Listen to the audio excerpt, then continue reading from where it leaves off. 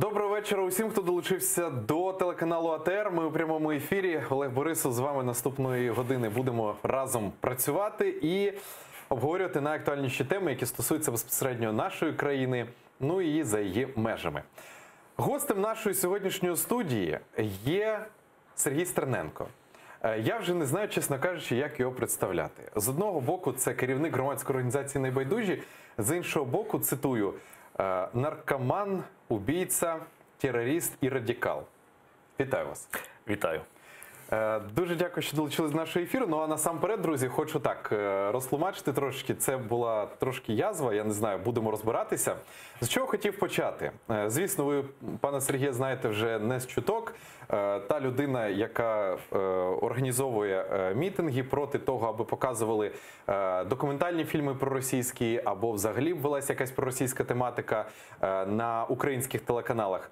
І ось, пане Сергій... Але одночасно я агент ФСБ. Ну, це зрозуміло. І СБУ. Я ще не питаю, то зрозуміло. Друзі, я хотів би зараз трошки так покомунікувати. Нашим режисерам хочу, аби вони зараз вивели для вас і показали вам сайт телеканалу ЗІК, але датований... Ні, то трошки інше, до цього ми ще прийдемо. Сайт телеканалу ЗІК датований ще аж початком цього року. Ось, наприклад, є тут стаття за лютий місяць. Так, ось це архів новин телеканалу ЗІК. Хочу зачитати кілька новин. Поліція та нападники на активіста Стерненка могли змовитися. Луценко. Я звертаю увагу на те, що тут Стерненко активіст. Потім Стерненко заявив, що зміг вираховувати організаторя замахів на нього. Сергій Стерненко, цитата, апеляціями до законодавства МВС прикриває свою бездіяльність. Далі правоохоронці Одеси можуть бути причетними до нападів на активістів. Це ми все бачимо, архів новин з сайту zik.ua. А тепер попрошу режисерів видати буквально минуломісячної новини. Ні, це навіть... Ось пару днів. Так, пару днів. Ця новина за 12 липня. Будь ласка, режисери, виведіть на екран. Убийство, наркотики, работа на СБУ и запугивание артистов. Чем известен радикал, не активіст Стерненко, призиваючий штурмувати 112 канал. Зараз, аби далеко не виходячи, хочу режисерів попросити, аби ви вивели на екран статтю «Страна.ua», датована тією ж самою датою. Заголовок один в один. Знайдіть 10 відмінностей. Да, окрім шрифту і фотографії. Убийство, наркотики, работа на СБУ и запугивание артистов. Чем известен радикал Стерненко, призывающий штурмувати 112-й.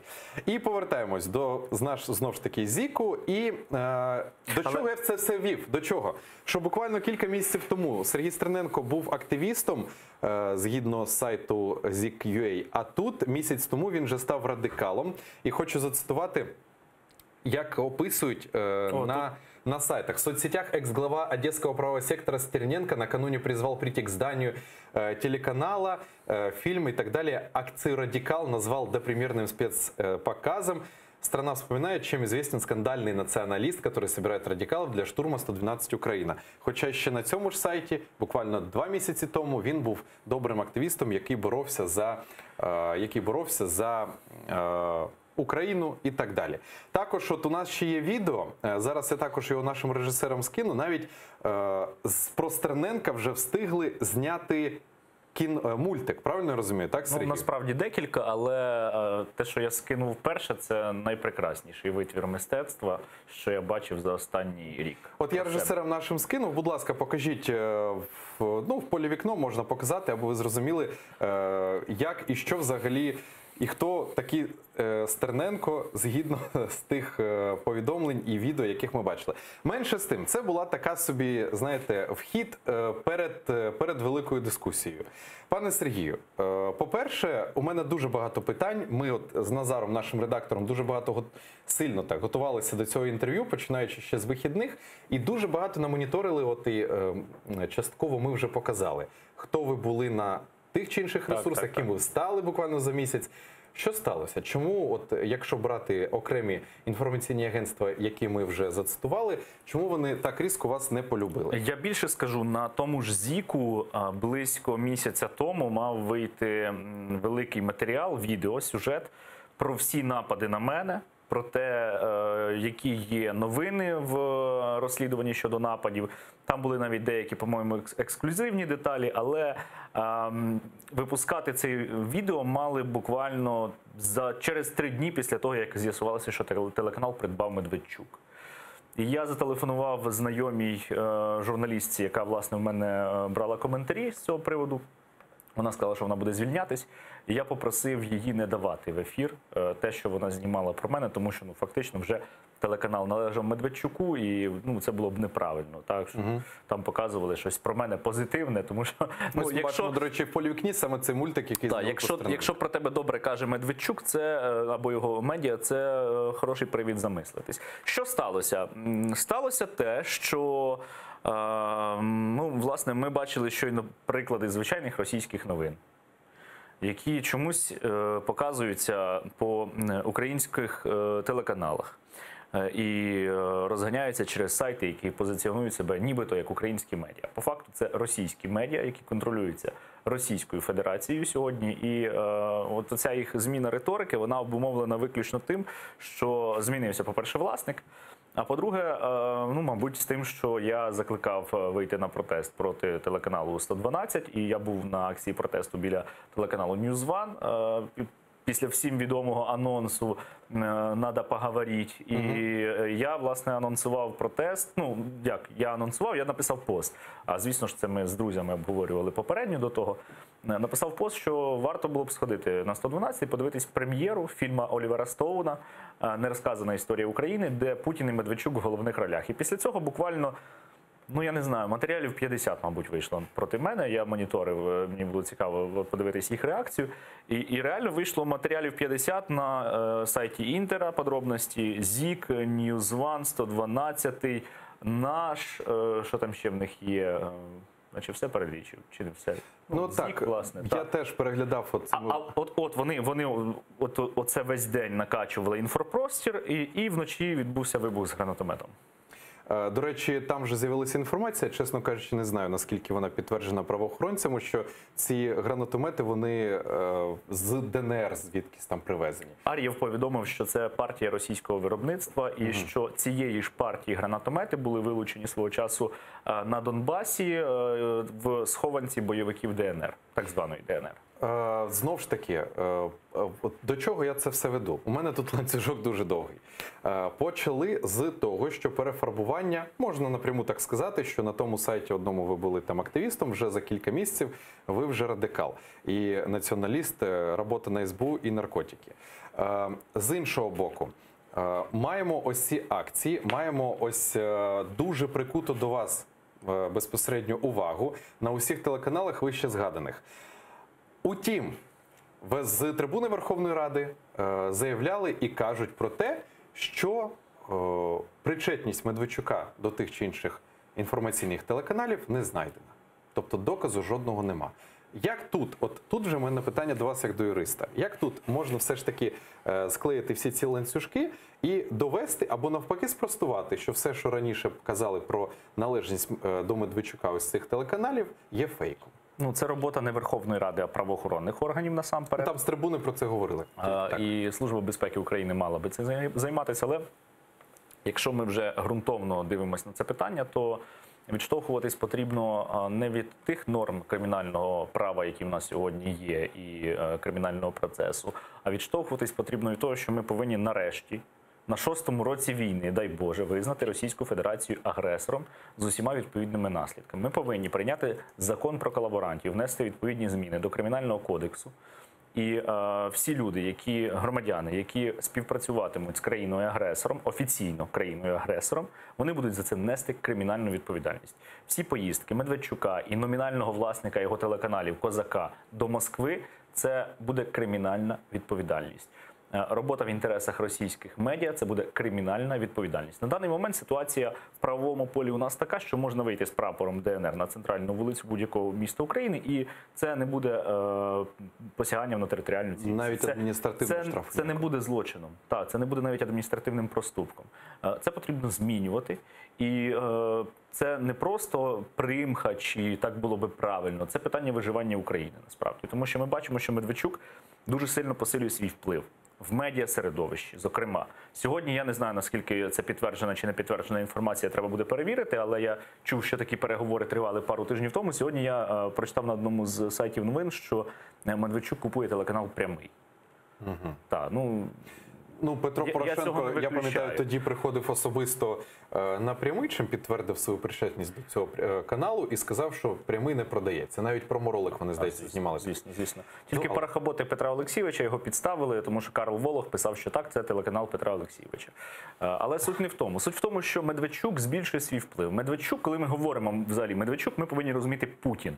Тому що Медведчук – це його людина, абсолютно йому підконтрольна, яка не має власної позиції, яка не має власних планів, власної мети. Є мета і плани Путіна, а Медведчук ці плани і мету реалізує. Відповідно, коли він отримує свою політичну силу, коли для нього зачищають ринок скрапленого газу, коли він ставить на півкраїни АЗС Глузко, коли він скуповує телеканали, це говорить про те, що Росія нарощує м'язи в нашому тилу для подальшої експансії, для подальшої агресії, в даному випадку гібридної агресії. Давайте згадаємо 2014 рік. Що відбулося в 2014? У 2014 році так, російські спецслужби, так, регулярна армія РФ підключилася, зокрема, в Криму і на Донбасі, але перші кроки назустріч агресору, назустріч російським військам робили обдурені, нехай пробачать мене глядачі, ідіоти, які надивились російської пропаганди, наслухались проросійських політиків, які вірили в те, що Росія – це прекрасно і нам потрібно здатись Росії.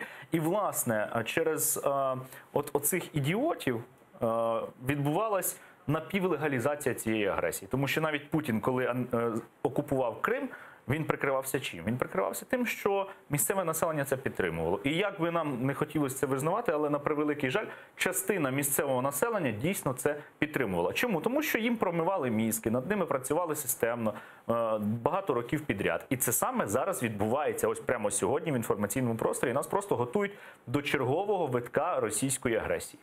От я дуже хочу трошки ще повернутися до обстрілу 112-го.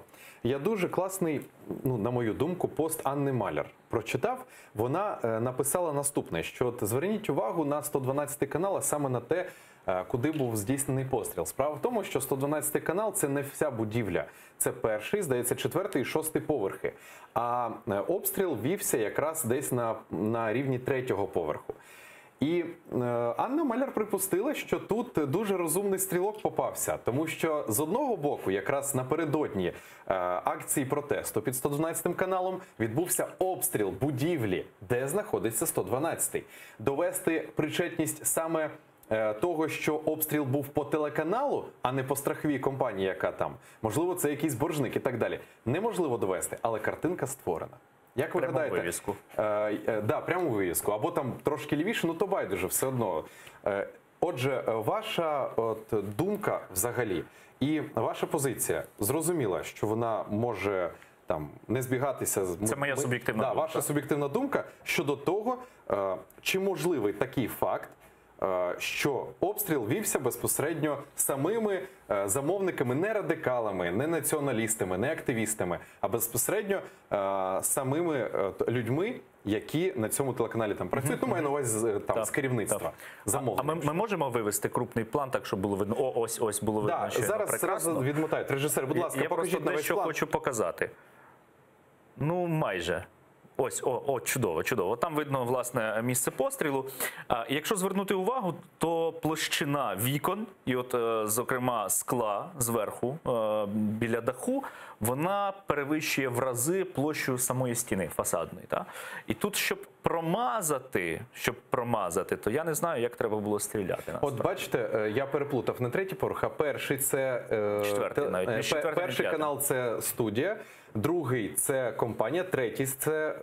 четвертий – це студія, і 5-й – це страхова компанія, і 6-й, напроти якраз 112-го, це якраз 6-й поверх, останній телеканал. Бачите, тобто не зрозуміло, куди стріляли. Я не експерт у стрілянині з РПГ-22, але в мене багато друзів, з якими я спілкувався, консультувався з цього приводу, і вони кажуть, що з тієї відстані, що там стріляли, а там менше 100 метрів від місця пострілу до місця влучання, промазати практично неможливо. І якщо отак влучити, бачили, то саме туди і цілились. Але навіть відклавши це все в сторону, просто прослідкувати, що відбувалося напередодні. Напередодні, після того, як нами було оголошено, що потрібно йти на мирний протест проти показу цього пропагандистського фільму Олівера Стоуна, почалась інформаційна хвиля. Оце, в принципі, те, що показували на початку, це один з елементів цієї інформаційної хвилі. 112-й звернувся до СБУ, 112-й звернувся до послів Великої Сімки, 112-й звернувся до Авакова, 112-й звернувся до президента, 112-й, 112-й. Тобто весь день йшла інформаційна, як це прийнято казати, накачка. Королевська виступала, Шуфрич там щось теж говорив, Рабінович щось розповідав. Рабінович почав казати, що квитки – це ножі і арматури. Ну, бо я написав, не забудьте взяти квитки, якщо ми йдемо дивитись фільм. Ну і, власне, апогеєм цієї інформаційної накачки став оцей вибух. Як уже було сказано, що, скоріш за все, це було здійснено з гранатомета російського виробництва. Давайте поставимо питання, яке треба ставити в таких ситуаціях. Кому вигідно? Очевидно, що це не вигідно тим, хто збирався йти на протест. І ми у зв'язку з цією нічною ситуацією ми вирішили туди не йти. Ми пішли під Службу безпеки України, тому що ми не ідіоти, ми не росіяни. Насамперед, ми не росіяни, тому ми цінуємо людське життя, і ми вирішили, що небезпечно йти туди. Раптом Медведчуку щось знову стрільне в голову і щось знову відбудеться. Тому ми пішли під Службу безпеки України. А от 112-му ця історія була надзвичайно вигідна, тому що вони добу розказували про фашистів, радикалів, потім здійснився цей постріл, і вони іще 2 доби розповідали про те, як притісняють свободу слова в Україні. Про те, як я нібито обіцяв їх штурмувати, хоча від мене жодного такого слова не було. І я не знаю, я віддам свою місячну зарплату тому, хто мені покаже, де я це сказав або написав. І от ця ситуація, вона дуже нагадує роботу російських спецслужб, тому що аналогічні історії були в 2014 році в Одесі, в 10 грудня чи 10 листопада. 10 листопада 2014 року в Одесі обстріляли волонтерський центр. Не обстріляли, а підірвали. І в Луцьку, в консульстві Польщі, стріляли також з РПГ. Вночі, це, по-моєму, 1,5 роки чи 2 роки тому було. В обох випадках слідством було доведено, що за цим стояли російські спецслужби. Тому моя позиція така. Хто б оце не зробив, його треба знайти і покарати. Я пропонував, власне, одразу, як це відбулося, я пропонував правоохоронцям звернути увагу особливо ретельно на виїзди на окуповані території, на території Російської Федерації і в бік окупованої частини Молдови під назвою Придністров'я. Тому що я впевнений, що виконавці цього злочину, вони поїхали кудись туди переховуватися. Ну, я особисто також, моя, знову ж таки, особиста думка, те, що таке неприпустимо, це зрозуміло. Але з іншого боку, це ж далеко не перша акція протесту, яка планувалася навколо телеканалу 112. Так. Ще дуже давно, ще одразу під час Майдану, там постійно на першому поверсі перекривали огорожі, ставили охорону, тобто постійно хтось приходив з мітингами. І це все були мітинги, мирні. І всі ці акції були мирні. І я, аналізуючи, знову ж таки, це моя суб'єктивна думка, аналізуючи на це все і знаючи ваші методики безпосередньо таких акцій, це мені більше нагадує, як навіть не те, що вас боялися і вистрілили для того, аби ви потім не прийшли. Ні, це навіть аби ще більше тих людей, які там або не довіряють вашим діям, аби обізлити їх ще більше, так би мовити, нагнітити той електорат ще більше. Підвищити градус ненависті. Але ви звернули увагу, що юридично теж підковано було. Ніде не звинувачували Стерненка. Порівнювали, що обстріляли телеканал. Що це через Зеленського. Обстріляли телеканал, але напередодні мала відбутися акція, яку організовував пан Стерненко. Тобто, мені таке здається, знаєте, як така велика піар. Я не знаю, насправді, піар-акція чи ні. як каже один мій добрий товариш, він каже, що все, що відбувається зараз, все практично, і що стосується тих чи інших політичних сил, це передвиборча кампанія. І оце був, я переконаний, елемент передвиборчої кампанії. Для того, щоб мобілізувати проросійський електорат навколо себе. Мовляв, дивіться, хунта притісняє і так далі. І вони там, можливо, якусь 0,1% ще відкушать у опозиційного блоку на свою користь. А може і ні. Я не знаю. Але об'єктивно це дуже і дуже підозріло виглядає, як на мене. І складається враження реально, що насправді вигідно то це тільки 112 каналу. Але користуючись нагодою, я би хотів звернутися до працівників 112 телеканалу. Можливо, там є порядні люди, які люблять Україну і не хочуть працювати на кума Владимира Путіна, раптом. Шановні представники і працівники 112 каналу, і Ньюзвана, до речі, Зіку і інших, які належать куму Путіна. Майте на увазі, що власник вашого телеканалу не буде думати за ваше життя і за ваше здоров'я. Якщо йому буде треба, то він влаштує ще один теракт, коли це буде вдень, коли ви будете знаходитись всі там, і ваші життя для нього абсолютно нічого не значать. Тому що Росія своїх кидає. І для Росії людські життя нічого не варті, якщо вони хочуть добиватись своєї якоїсь кривавої мети. Я думаю, що це відеозвернення вони побачать.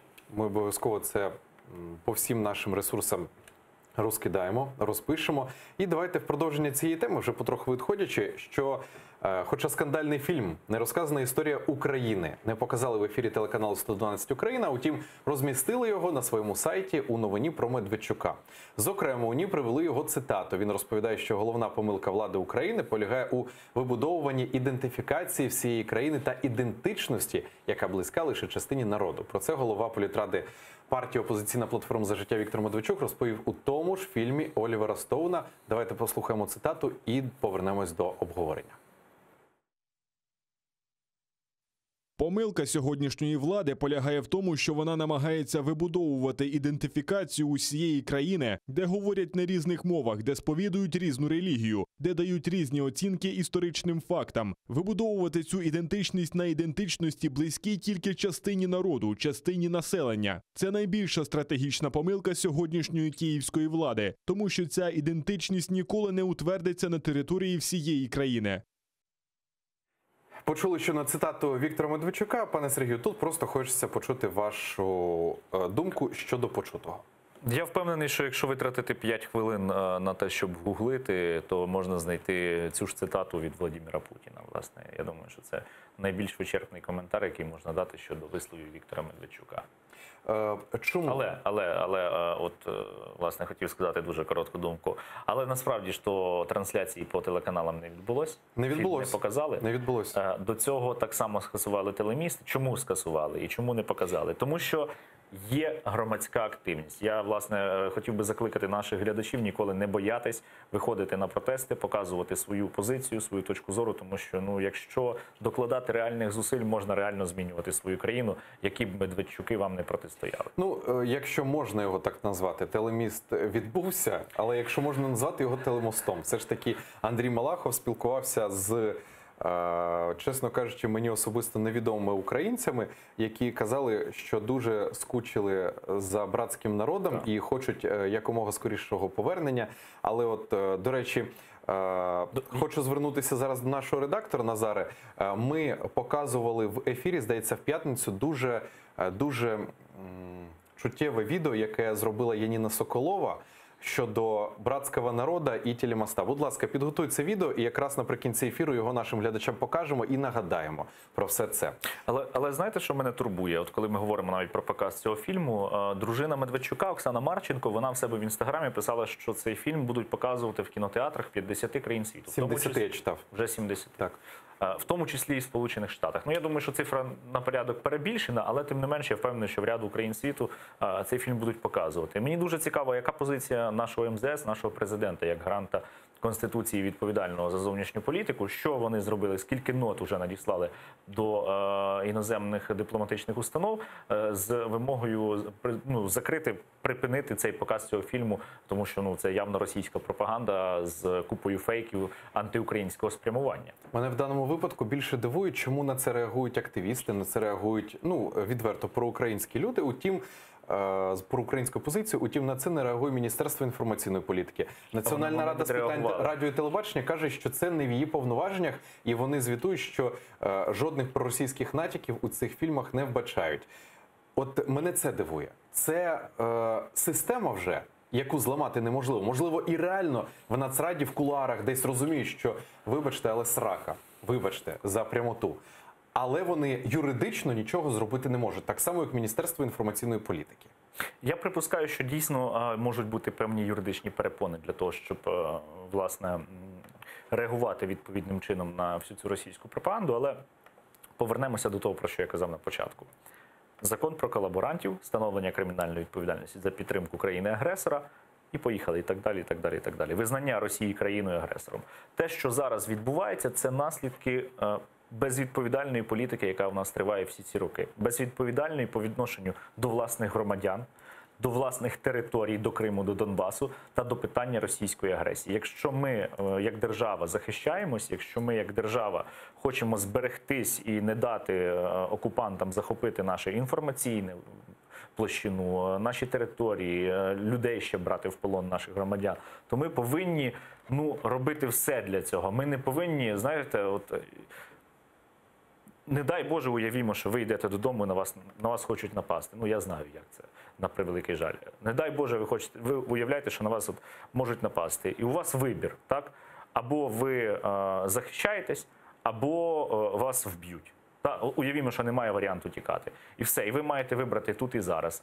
Не можна стояти, коли на тебе нападають, стояти і казати: ой, вибачте, зараз я тут з'ясую, чи в мене є повноваження вам дати здачі, чи немає. Потрібно підганяти законодавчу базу під те, щоб ми могли ефективно захищатись від зовнішньої агресії. Я гадаю, що якщо ми у себе на національному рівні законодавство до цього підведемо, то нас і західні партнери зрозуміють, і не буде ніяких конфліктів, і тиснути на Російську Федерацію на міжнародній арені буде простіше. Тому що зараз ідіотська ситуація, коли ми вимагаємо від Європи, від Штатів санкцій проти Росії, а самі їх майже не запроваджуємо. Російський Сбербанк у нас досі працює, я хочу нагадати. Ми сьогодні в редакції перед одним з ефірів також з колегами спілкувалися, і ми прийшли до того висновку, що ми розуміємо, що проти нас з Російської Федерації йде велика інформаційна війна, в тому числі окупація Криму, там промивають мізки нашим громадянам. І ми маємо боротися робити інформаційний спротив окупанту. А насправді ми спочатку маємо інформаційну війну побороти всередині країни між ось цими телеканалами проросійськими, проукраїнськими. Для мене теж стає незрозумілим, як телеканали або ведучі, журналісти тих чи інших телеканалів можуть казати про свободу слова, якщо в них є власник, і цей власник, по-перше, бізнесмен, відвертий, там в нього своя чітка позиція. І про яку свободу слова взагалі можна говорити, якщо їм все говорити не можна, лише те, що ближче до вуха їх власника? Взагалі мене дивує ця апеляція до свободи слова від 112-го каналу News One і їм подібних, тому що, насправді ж, то ми не кажемо, що давайте заборонимо 112-му розмовляти, давайте заборонимо їм щось ще. Ми виходимо і кажемо, ми проти того, щоб російська пропаганда транслювалась в Україні. І все. І це викликає просто таку бурю негативу, шквал просто бруду проти нас, що абсолютно очевидно, що раз воно так реагує, значить ми поцілили в яблучко, мабуть. Ну і в продовження теми Служба безпеки України провела допит генерального продюсера телеканалу News One Василя Голованова. Про це сам Голованов сказав в ефірі телеканалу, на якому ж і працює. Він уточнив, що отримав дві повістки. Перша була від Генеральної прокуратури, друга від Служби безпеки України. Голованов вважає допити в СБУ тиском на свободу слова, оскільки ситуація, яка розгорілася, максимально використовується політичними силами для того, аби виграти декілька додаткових балів перед виборами. Нагадаю, що Голованова викликали на допит через намір провести телеміст «Надо поговорить» між News One та російським пропагандистським каналом «Росія-24». СБУ нині здійснює досудове розслідування в кримінальному провадженні про замах на державну зраду через телеміст. Скільки ще таких треба телемостів, аби врешті-решт покарати на законодавчому рівні винних і в Держзраді знов. Я вже не вперше чую, що того чи іншого звинувачують у Держзраді. Утім, винуватих досі немає. І сьогодні, до речі, от згадав про Вишинського. Так само сьогодні трохи епогея взагалі не дійшла ця справа, тому що могли його випустити. Але І, до речі, там же ж уповноважена з прав людини Російської Федерації приїжджала. Це цінний кадр для Росії. так, і от мені не зрозуміло, і це неможливо зробити, що заважало колишні попередні 5 років виламати цю систему, і все ж таки притягати до відповідальності реально винних або реально тих чи інших людей, які реально зазіхають там на державну зраду і так далі. Ну, очевидно, що українська влада всі ці роки, не знаю, як зараз теж на це не сильно схоже, не мала перед собою таких задач. Притягти до відповідальності проросійських політиків і тощо.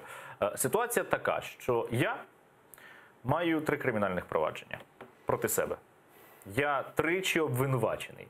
Те, що мої справи не слухаються в суді, і прокурор не приходить, судді не приходять, ще щось у них не виходить, це вже інша річ. А Медведчук не має жодної підозри, жодного обвинувачення. Шуфрича немає, нічого. Виходить, що, мабуть, я злочинець, мабуть, я дуже погана людина, а вони янголи, святі люди.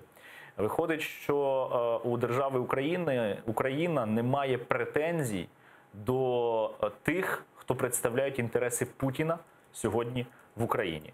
І це дуже і дуже поганий знак, тому що така політика без відповідальності зажене нас на реальне повторення подій 2014 року. Я дуже не хочу, щоб в Україні був такий сценарій, але якщо не робити цілий комплекс заходів прямо зараз, якщо прямо зараз не карати регіоналів і звичайних проросійських колаборантів, то боюсь, що потім буде пізно. До ще однієї новини, що Солом'янський районний суд Києва 8 липня прийняв позовну заяву керівника громадської організації «Небайдужі» Сергія Стерненка проти телеканалу NewsOne та Андрія Портнова, екс-заступника голови адміністрації президента Януковича. У заяві Стерненка йдеться про захист своїх честі, гідності, ділової репутації та про спростування недостовірної інформації. За його словами, Андрій Портнов в ефірі програми «Епіцентр української політики» на каналі NewsOne 10 червня сказав про нього наступне, цитую: «Ми зараз говоримо про людину, яка вчинила умисне вбивство особливо небезпечним способом в центрі міста Одеси». Кінець цитати. Скажіть, будь ласка, як розуміти ось цю вашу, ну як би так сказати, юридичну війну з паном Портновим? Він на вас суд подає, ви на нього в суд подаєте. Чи можна, він не зовсім суд. Я розповім зараз. Так, розкажіть. Я не сильний в юридичних питаннях. Він, очевидно, домовився з генеральним прокурором Юрієм Луценком. І генеральний прокурор Юрій Луценко передав одне з 2 проваджень по 3-му нападу на мене до Національної поліції. По 3-му нападу є 2 провадження. В одному потерпілий я, в іншому потерпілі нападники. Причому нападник, який лишився живий, він втік з України 17 березня, знаходиться на території Німеччини і до України не повертається, в розшук його ніхто не оголошує, хоча докази його причетності, встановлені і організатори, і ще ряд осіб, причетних до цього замаху, все це є у Служби безпеки України. Притому Юрій Луценко до цього, коли він передавав ці провадження до СБУ, він їх мотивував, цю передачу, тим, що є реальні факти причетності одеських правоохоронців, поліцейських до замахів на мене. І ці факти дійсно є, я ознайомлений з матеріалами кримінального провадження, і дійсно я абсолютно твердо можу стверджувати, що одеська поліція причетна до нападів на мене і ще на ряд громадських активістів. Але оскільки Андрій Портнов, мабуть, погано знайомий з таким терміном, як презумпція невинуватості, і з тим, що тільки суд може встановлювати вину тієї чи іншої особи, і не можна стверджувати щодо особи фактичних даних, якщо особа не отримала обвинувальний вирок, от те, що він там озвучував, це є порушенням принципу презумпції невинуватості, порушенням моїх особистих немайнових прав, посяганням на мою честь та гідність. Оскільки я юрист, і Портнов, очевидно, теж юрист, але погано знайомий з деякими тонкощами нашого законодавства, я вирішив, що було б непогано навчити пана Портнова тому, що таке презумпція невинуватості, що таке особисті немайнові права І я пішов до суду, прекрасно розуміючи, що у Портнова є величезний вплив на українську судову систему. Прекрасно розуміючи, що я можу програти першу, другу і третю інстанцію не тому, що закон не на моїй стороні, а тому, що Портнов на стороні проти мене. Але мені, як юристу, цікаво буде посудитись з ним. І я переконаний, що якщо не в першій, то в другій, якщо не в другій, то в третій, якщо не в третій, то інстанції, то в Європейському суді з прав людини, я виграю цю справу. Це лише питання часу. І вже почали відбуватись дива. Як тільки я подав позов, суддя залишила мій позов без руху. Що це означає простими словами? Не всі глядачі зрозуміють, що таке залишити позов без руху. Вона знайшла якісь недоліки в позовній заяві, і їх потрібно усунути для того, щоб далі її розглядати. Але я про це дізнався, не отримавши ухвалу, не від судді, не від когось іншого, а від сайту «Страна». Коли ухвали ще не було у відкритому доступі, її не було на порталі «Судова влада», «Страна.UA», сайт, який пов'язаний з Медведчуком, а Медведчук – це компаньйон Андрія Портнова, видає новину, що суддя залишила мою позовну заяву без руху. Питання, а звідки у «Страни.UA» ця інформація, якщо вона була тільки у розпорядженні суду, і навіть я, як позивач, нею не володів? Я думаю, що відповідь тут абсолютно очевидна. Слухайте, ну вони ж теж не дурні, вони ж знають, що роблять. Чи вони все ж таки... Це прекрасно, насправді. Це демонструє, що вони втручаються в судову систему. Але ж звичайний громадянин, той, який казав, що Стерненко, Падлюка, хотів подорвати телеканал, радикал, націоналіст і так далі. На них то це повпливає? Вони не будуть вглиблюватися в юридичні питання? Звісно, на них це повпливає, але ну що поробиш? Той, хто хоче в це вірити, він буде в це вірити, насправді. І якщо люди обдурені російською пропагандою сьогодні, то це виключно заслуга наших спецслужб, наших органів державної влади, президента України насамперед. Це їх відповідальність. І якщо вони дозволяють Медведчуку розширювати свій вплив, промивати мізки українцям, ну тут одне з двох. Або вони не бачать реальної загрози нашій національній безпеці, або вони спільники. Президент Зеленський, до речі, дуже довго мовчав після тої ситуації підривом телеканалу, ось цих от вже накалу тих от всіх ситуацій. Утім, він потім сказав, що жодна проросійська сила не буде у нас працювати на телеканалах і не буде розповсюджувати це по Україні. Утім, всі продовжують так само працювати. Ну, поки що жодних заяв. Подивимось, що буде після виборів. І ця ситуація вже потроху забувається. Як зрозуміти таку, ну, якщо можна назвати дипломатію зі слів Зеленського, що от він наче і не захищає активістів, і не захищає проросійські там телеканали або ті, яких підозрюють у проросійськості? Я думаю, що справжню позицію Зеленського ми зрозуміємо після парламентських виборів. Тому що, як я вже казав раніше, все, що зараз відбувається, це передвиборча кампанія. Зеленський також розуміє, що кожне слово, яке він зараз випустить в ефір, воно буде зважене на шальках терезів і буде однозначно впливати на електоральну ситуацію, на вподобання його політичної сили, і він не хоче жодних відсотків можливих на виборах втрачати. А от коли відбудуться вибори і вже буде ясно, скільки депутатів від політичної сили прийде до парламенту, ми побачимо це. Але тим не менш, ці заяви, ну вони принаймні відрізняються від заяв попереднього президента. Той взагалі мовчав. Ну, але зараз Петро Олексійович, я бачу, він запустив рекламу і каже, вони всі сиділи тихо, а зараз хочуть реванш, і там показують Бойка. Я так на це подивився і згадав, ну я моніторю багато медіа, і я згадав, що майже рік Бойка піарили кожен день на телеканалі «Прямий». І зараз продовжують. І зараз продовжують, і якось це, ну... От... Ну, я не знаю, наскільки це можна назвати піаром, утім так... Ну, як, журналістка телеканалу «Прямий» їде в поле, в Черкаську область, там зустрічає Юрія Бойка, Юрій Бойко їй раптово дає коментар. Збіг? Не думаю. Да, цікаво було б так зустріти. Добре, от ще цікава думка. Як ви гадаєте, чому от саме ви? Чому от саме до вас прикута така увага з реально от мобілізованих інформаційних агентств? Це «Страна.UA». Там навіть є журналістка «Страни.UA» Олеся Медведєва, здається, її звати.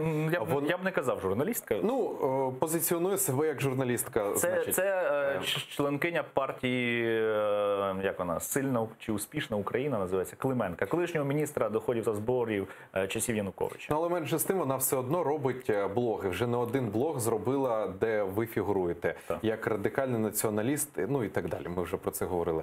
112-й, Ньюзван, ЗІК. Експертом з усіх питань виступає Вадим Рабінович. Віктор Медведчук то все коментує. І от реально мобілізація інформаційних агентств. На який мозоль ви їм наступили? Я не знаю. Ну, об'єктивно, я не знаю. Ну, можливо, вони вважають, що от мене бити медійно, інформаційно дуже класно, бо я для них, мабуть, зручна мішень, тому що я не помер 24 травня минулого року, коли на мене був третій напад, і тепер можна все отак от вивернути на виворіт і сказати на чорне-біле, а на біле-чорне. Але, ну, з іншого боку, я радий. Тому що всі ці зусилля і ресурси вони могли спрямовувати ще більше проти України. Вони їх спрямовують конкретно проти мене. Ну, нехай я побуду нацистом, там, ким вони мене ще там поназивали. Ну, окей, радикальний добре. націоналіст. Я би, до речі, на них теж в суд подав, але судові збори Це ж дуже дорого обходяться. Ще хотів вас спитати. До речі, от про ті одні. А на Ньюзван я подав до суду вже. І як, до речі, Разом з Портновим. Це одна позовна процес? заява. Це одна позовна заява, там відповідач Портнов і відповідач Ньюзван, бо це на Ньюзвані було озвучено. Я, до речі, бачив один з не ефірів, а фрагментів після того, як ви подали до суду, ну, точніше, правильно, юридично, позовну заяву на Ньюзван. І на Ньюзвані з цього дуже сміялися. Знову ж таки, вистібуючи, ну, і роблячи вигляд, що це їх не стосується. Але і реально, якщо все ж таки розглянуть цю позовну заяву, і все ж таки, якщо вийде так, що ця позовна заява потім буде на вашому боці, який це збиток принесе Ньюзвану? Чи це взагалі, ну, це ж... Я не прошу з них грошей. Мені важливо відновити справедливість. Сам факт, показати, тобто що... суд їх, по суті, у випадку, якщо ваша позовна заява буде виправдана, тобто, по суті, суд зобов'язаний... Якщо будуть задоволені мої позовні вимоги, не вибачитись, суд... Ну, там декілька позовних вимог. По-перше, визнати недостовірну інформацію, яку озвучено було відповідачем на телеканалі відповідача іншого. А по-друге, спростування надати. От, ну, якщо, точніше, коли я виграю цей процес, Портнов буде зобов'язаний прийти на Ньюзван, але його можуть вже закрити до того моменту, я сподіваюся, і сказати, те, що я казав на такому-то ефірі, в такий-то день, це було неправдою. От так воно має бути за нормами нашого закону, так воно має бути за нашим правом. Як воно буде насправді, побачимо. Тому що українське правосуддя – це окрема історія. Але, ну, хоч хтось повинен, насправді, знаєте, боротися з цією історією. І я гадаю, що будь-які великі історії, вони починаються з маленьких. І просто потрібно цю гідру починати давити. Ну, давайте на завершення цієї теми щодо там 112-го, Ньюзвану і так далі. Як ви бачите, от ви згадали про, сподіваюся, що закриють ці канали. Як ви бачите взагалі це закриття? Що має статися? З чого це, ну, може початися? Тому що, знову ж таки, Ньюзван, 112-й, вони, ну, знаєте, як кажуть про Леоніда Кучму, прекрасно себе чувствують при всій власті. І про Пінчука так само. Прекрасно себе чувствують при всій власті. Так само і ці телеканали, вони працюють так, там, можливо, десь чиюсь позицію відстоюють, там, Віктора Медведчука, Вадима Рабіновича і так далі. Утім, що має статися, щоб реально сказали, ось там той чи інший канал звинувачується у держзраді або в російській діяльності і так далі? Ну, дивіться, це має бути комплекс юридичних процедур. Крім того, що ми повинні внести зміни до законодавства, ми повинні зайнятися і самим безпосередньо паном Медведчуком. Я переконаний, що навіть якщо не копати там його антиукраїнську діяльність, а зайнятися його бізнесом, там буде дуже багато порушень, ухилянь від сплати податків, незрозумілого походження грошей і так далі, і так далі, і так далі. Я сподіваюся, що в нас буде скоро ще повернута стаття про незаконне збагачення і по ній пан Медведчук теж може пройти.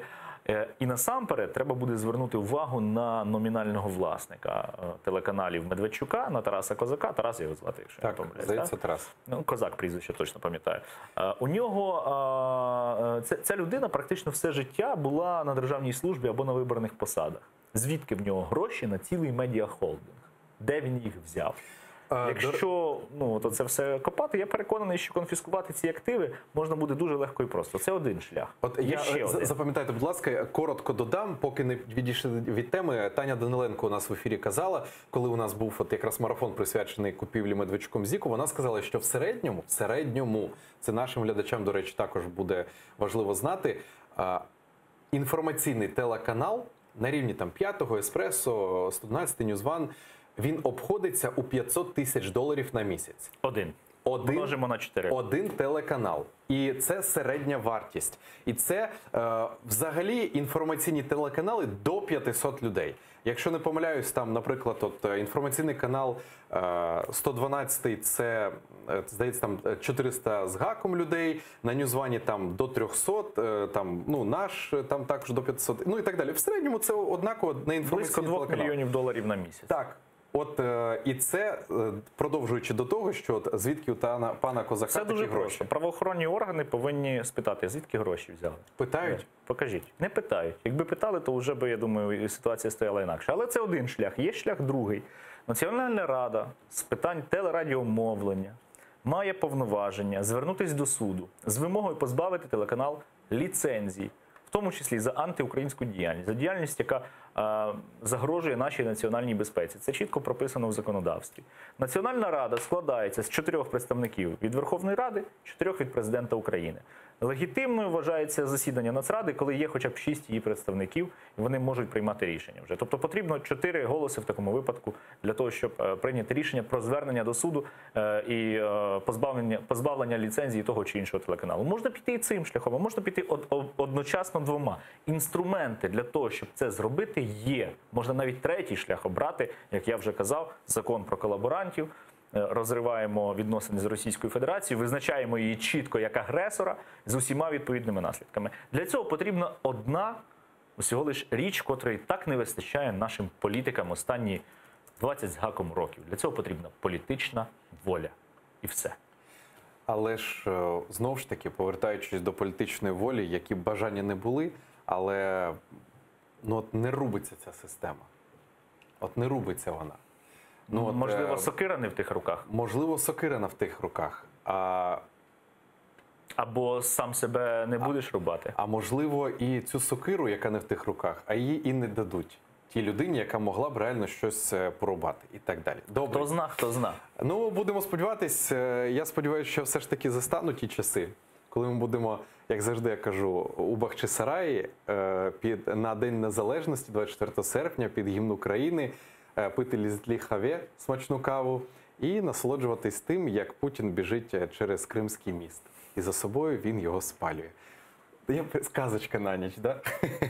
Ні, насправді будемо сподіватися, що це так все і відбудеться. Отже, давайте до ще однієї новини перейдемо. Це трошки вже відходячи від телеканалів. Утім, Верховний суд визнав законним рішенням ЦВК про скасування реєстрації Анатолія Шарія кандидатом в народні депутати. Про це повідомляє прес-служба Верховного суду. Суд погодився з рішенням суду першої інстанції, який відмовив в задоволенні позову на підставі листа СБУ. У ньому зазначено, що Шарій 24 січня 2012 року виїхав за межі України і після цього на територію України не в'їжджав. Таким чином, проросійський блогер Шарій не може балотуватися в народні депутати, оскільки не проживав в Україні протягом останніх 5 років. Втім, партія Шарія на сайт ЦВК зареєстрована. І зараз, за останніми опитуваннями, у неї рейтинг на рівні 1,2%. Ось це для мене взагалі загадка. І я знаю, що пан Анатолій нас зараз дивиться, бо він телеканал АТР постійно записує, і у своїх блогах він постійно його згадує. Не він дивиться, а члени його команди. Менше з тим. Мене дивує, що спочатку, пам'ятаєте, реально не було доказів, що він виїхав за межі країни. Що це за гнила система, яка реально не може банально відслідковувати? До речі, сьогодні спілкувався з одним зі столичних чиновників, і він мені сказав, запам'ятайте, будь ласка, ми до цієї теми зараз повернемось щодо Шарія. Просто хочу порівняння таке, ланцюжок. І один з столичних чиновників каже: ми от почали там евакуйовувати машини з центру міста, з центру Києва, можливо, чули, там евакуатори повністю забирали, там по 150 машин в день евакуйовують. Так ось, і траплялися вже випадки, коли машини повертали через те, що не могли довести, що машина стоїть неправильно припаркованому місці. Показують світлину. Стоїть автомобіль. Під знаком «Стоянка, зупинка заборонена». Працює евакуатор. А юристи кажуть: вибачте, але в світлини з айфонів треба пройти технічну експертизу, аби довести, що з цих телефонів можна фотографувати. Так. Вибачте, дебілізм вищого уровня. Аналогічна ситуація в мене, чому я порівнюю... Не зовсім згоден, насправді. Тобто, може... У інспекторів мають бути фотокамери. А якщо це... Атестовані Національною поліцією, Міністерством внутрішніх справ, сертифіковані, точніше, перепрошую. І тоді не треба проходити. А якщо це свідок? Якщо це свідок, ну це вже інше питання. Беріть свідчення у свідка, і нехай він іде і в суді під присягою свідчить. Добре. А суд буде оцінювати належність і допустимість доказів. Тут можливо, бачите, знову ж таки юридичні тяганини. Тут з юристами спілкуватися це... Можна це по-різному просто крутити. Я згоден, що насправді у нас є великі проблеми в деяких процедурах щодо нашого законодавства. Це стосується, наприклад, прикладу того ж Шарія. Взагалі, я не розумію, те, що він сам казав, що він не перебуває на території України вже давно, і це зрозуміло, це насправді загальновизнаний факт, загальновідомий факт, що Шарій не перебуває на території України, і, власне, від цього вже можна відштовхуватись в суді. Але навіть без цього я не розумію, чому в нас в законодавстві досі немає норми, яка б обмежувала можливість балотуватись на виборах, якщо ти знаходишся в розшуку. Тобто, що це означає? Ти в розшуку офіційно, на сайті МВС, в облікових базах, і балотуєшся до Верховної Ради, це абсурдно. Як на мене, це можна було б змінити. Є також питання і щодо законодавства про проведення мітингів та зборів, тому що в нас є стаття в Кодексі про адмінправопорушення за порушення порядку проведення мітингів та зборів, а порядку, який встановлює проведення мітинги, збори, його не існує. Тобто неможливо порушити те, чого не існує. Але наша поліція примудряється складати протоколи з цією статтею, потім, звісно ж, в суді... Люди, щодо яких ці протоколи складено, це виграють. У нас багато проблем в нашому законодавстві, дійсно є. Але навіть попри іноді ідіотизм в нормах процесуального права в нашому законодавстві, тих норм, які сьогодні існують, достатньо для того, щоб ставити питання, коли сяде Медведчук. Я зараз хочу, аби наші редактори, бачите, червона плашечка – це наша тема. Будь ласка, редактори, виведіть тему, яку я підготував спеціально за кілька хвилин до кінця ефіру. І... в мене питання. Шарій, Бандера? Знаєте, до чого це питання? Днями наштовхнувся на відео, де один з поплічників, або це член партії Шарія, я не знаю, він сказав: «Люди, вы что, с ума сошли? Да где вы видели, что Шарий пророссийский? Да он патриот Украины, он за целостность страны». Медведчук теж тоді патріот. Скажіть, будь ласка, я бачив, можливо, ви помиляєтесь? Можливо, реально Анатолій Шарій, він патріот України? Я думаю, скоріше, що він патріот УРСР. Української, Совєтської Соціалістичної Республіки. Якщо вбити в пошук Анатолій Шарій про мешканців Західної України, можна натрапити на одне дуже цікаве відео, де він називає мешканців Західної України напівкровками, людьми третього сорту, тобто фактично їх принижує за національною ознакою, що має ознаки кримінального правопорушення, розпалювання ворожнечі за національною ознакою і так далі, і так далі. І його можна притягти до кримінальної відповідальності за цим фактом. Але якщо дослідити в цілому його риторику щодо подій по MH17, збитому Боїнгу, де він висміює українські медіа і зводить все до того, що нібито це Україна збила Боїнг. Якщо подивитись на членів його команди, які багато де засвітились, які є відверто проросійськими особами, якщо подивитись те, кого він атакує, які медіа він атакує, то можна побачити, що він практично не критикує російські медіа. Він практично нічого не каже про російську агресію проти України. І це от гра така на грані. Ну, крім випадку от того відео про мешканців Західної України. Це гра на грані, він хоче позиціонувати себе, як нібито він просто незалежний журналіст, а насправді він звичайний російський пропагандист, який просто вміє вдало маніпулювати. Дуже шкода, що багато українців сьогодні труяться його контентом. Пане Сергію, якраз 2 хвилини лишається до кінця ефіру, і як і обіцяв нашим глядачам, хочу показати відео, яке створила чудова журналістка Яніна Соколова.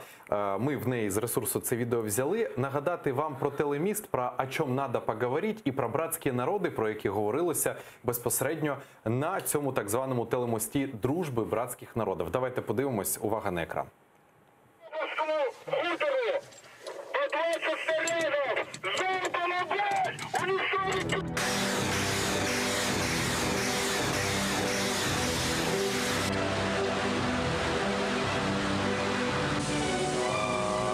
Зеленопілля.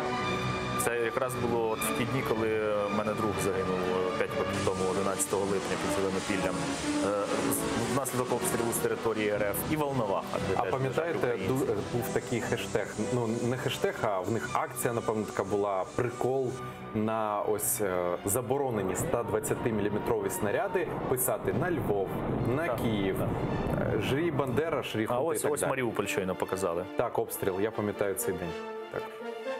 Нашими спецслужбами доведено, що це робота російської регулярної армії. Друзі, на жаль, на цій не дуже щасливій, не дуже радісній ноті маємо завершувати, бо вже добігає кінця цей ефір. Ось це відео ви можете подивитися на сторінці у Яніни Соколової, аби ви знали і аби ви пам'ятали взагалі про те, наскільки братський народ нас очень сильно любить і наскільки реально з ним треба поговорити. Можливо, і треба поговорити, але треба поговорити про те, як вже казали деякі журналісти і, зокрема, блогери так само, що треба поговорити і правда, хто з Білий меч 17, коли повернеться окупований Крим, хто буде відшкодовувати збитки, а це майже 10 мільярдів євро за розбомблений Донбас. Ось про це треба поговорити. Я Сергій Стерненко, дуже дякую вам, дуже дякую за те, що долучились до ефіру. Дякую за запрошення. Мене звати Олег Борисов. Далі в ефірі з випуск новин «Заман». Залишайтесь з АТР і більше читайте на сайті atr.ua. Дякую, що довіряєте.